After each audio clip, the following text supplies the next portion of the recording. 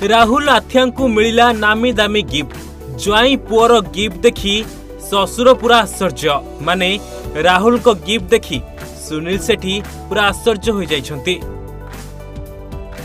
राहुल आथिया को मिली नामी दामी गिफ्ट। केही केबे भाबी नथिले कि राहुल एवं आथिया को मिलिबो एही सब उपहार। तेबे यह पूर्वर कौन सी क्रिकेटर को बाहाघर को एते दामी दामी गिफ्ट मिली नहीं।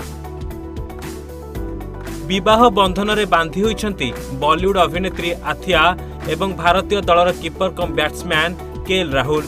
Super duper hero Sunil Sethi बंगला रे उभयंकर बाहाघर होइछि। राहुल एवं आथिया बाहाघर सबुठारु अधिक चर्चा रे रहिछि। यार कारण हेउछि एही बाहाघर रे मिलिछि समस्त को आश्चर्य कला भली गिफ्ट। सूचना मुताबिक आथिया एवं राहुल को सुनील सेठी 50 कोटी टंकार मुंबई स्थित एक अपार्टमेंट गिफ्ट करिसेंती। तेबे केवल बॉलीवुड नुहे राहुल को क्रिकेट सांग माने मध्य देइछंती दामी दामी गिफ्ट। मिलिथिबा गिफ्ट रे 3टी कार एवं बाइक रहिछि। एही 3टी गाड़ीर मूल्य पाखापाखि 4 कोटी अधिक हेबो।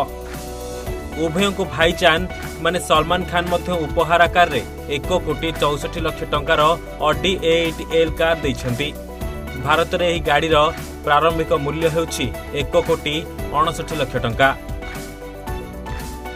सेही भली विराट कोहली मध्य देइछंती BMW कार।